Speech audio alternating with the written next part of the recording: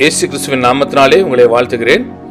இயேசு கிறிஸ்துவின் ரத்தத்தை எவ்வாறு பயன்படுத்துவது என்பதை குறித்து இந்த நாளில் உங்களுடன் நான் பேச இருக்கிறேன். நான் சிலுவையை குறித்து பேசும் பொழுது மக்கள் தங்கள் கழுத்துகளில் அணியும் ஒன்றை குறித்தோ அல்லது ஆலயங்களின் சுவர்களில் தொங்கவிடும் ஒரு உலோக அல்லது மரத்தின் துண்டை குறித்தோ பேசப்போவதில்லை என்பதை தெளிவுபடுத்த விரும்புகிறேன். நான் அவற்றுக்கு எதிராளி அல்ல, ஆனால் அதை குறித்து நான் பேசப்போவதில்லை என்பதை விளக்க வேண்டும்.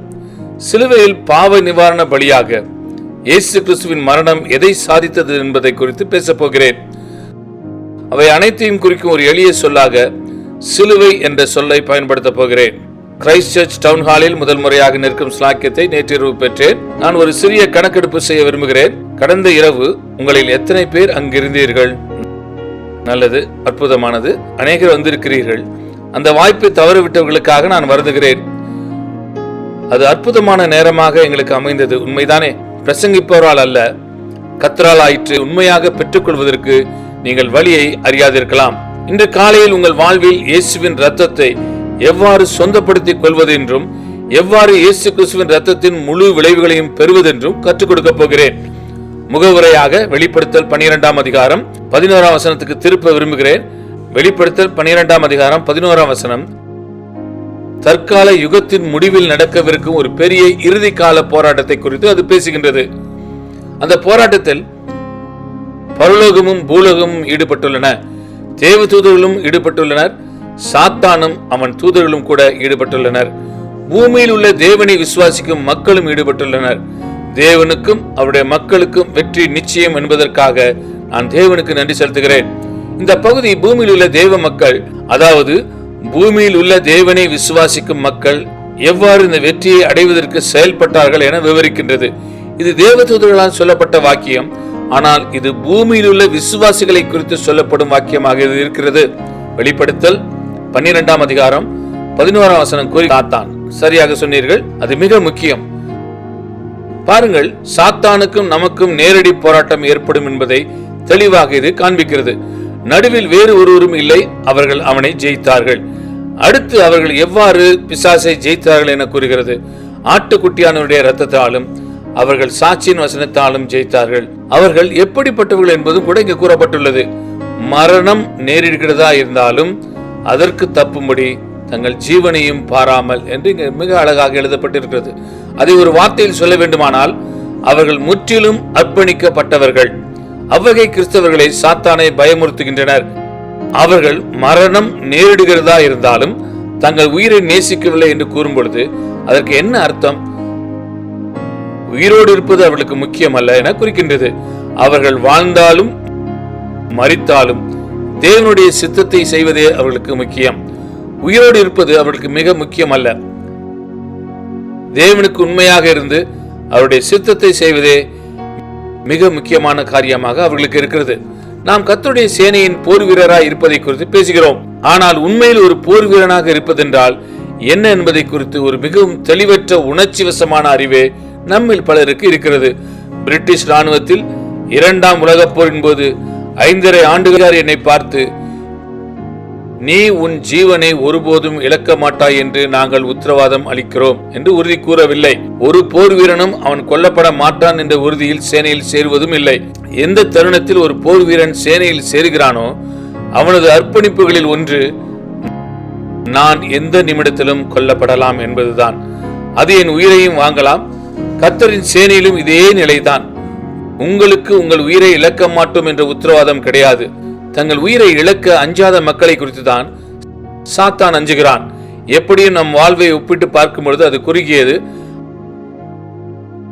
அது நித்தியமாக இருக்க போவதில்லை, அது ரோஜாக்களின் படுக்கையும் அல்ல.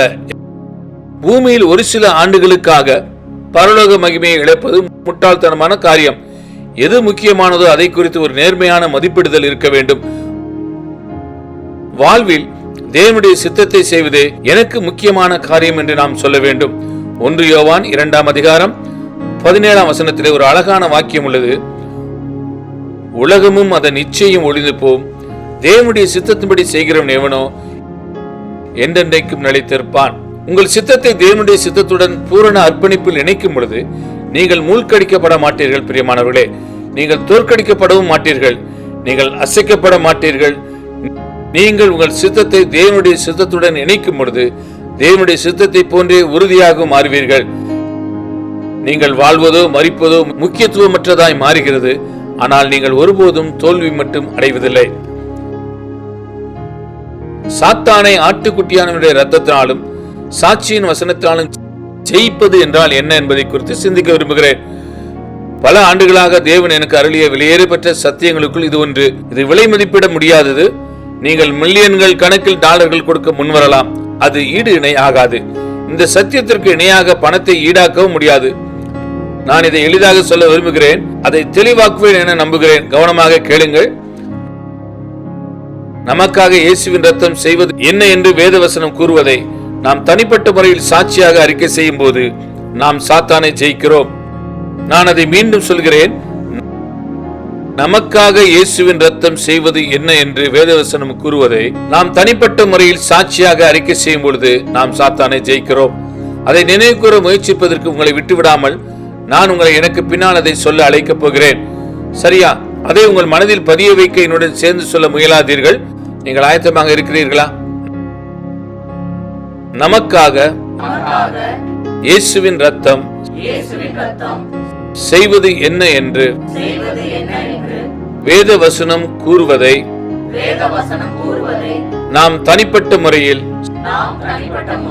சாட்சியாக அறிக்கை செய்யும் பொழுது நாம் சாத்தானை ஜெயிக்கிறோம். இப்போது அதை எவ்வாறு செய்வது என்று உங்களுக்கு காண்பிக்க போகிறேன். நான் முதலில் பழைய ஏற்பாட்டிலிருந்து ஒரு உதாரணத்தை எடுக்க விரும்புகிறேன். யாத்திராகமம் 12ஆம் அதிகாரத்தில் பதிவு செய்யப்பட்ட பஸ்கா சடங்குகளிலிருந்து ஒரு எடுத்துக்காட்டை முன்வைக்க விரும்புகிறேன். அந்த சடங்கில் பஸ்கா ஆட்டின் பலியினால் இஸ்ரவேலில் அனைத்து மக்களுக்கும் தேவன் முழு பாதுகாப்பை அளித்தார் என்பதை நினைவு கூறுங்கள். ஆனால் பாதுகாப்பை பெற்றுக்கொள்ள அந்த ஆட்டை கொண்டும் அதன் இரத்தத்தை கொண்டும் அவர்கள் சில காரியங்களை செய்ய வேண்டியதா இருந்தது. நாம் யாத்திராகமம் 12க்கு திருப்புவதற்கு முன் ஒரு வாக்கியத்தை 1 கொரிந்தியர் 5 நான் வாசிக்கின்றேன். அந்த வசனத்தின் இறுதி பகுதியை மட்டும் வாசிக்கிறேன். அது இவ்வாறாக சொல்கிறது: நம்முடைய பஸ்காவாகிய கிறிஸ்து நமக்காக பலியிடப்பட்டார். வேறு விதமாக சொன்னால், எகிப்தில் பழைய ஏற்பாட்டு பஸ்கா ஒரு தீர்க்கதரிசன படம். சிலுவையில் தமது மரணமாகிய பலியினால் இயேசு செய்ததின் முன்மாதிரி என்று பவுல் கூறுகிறார்.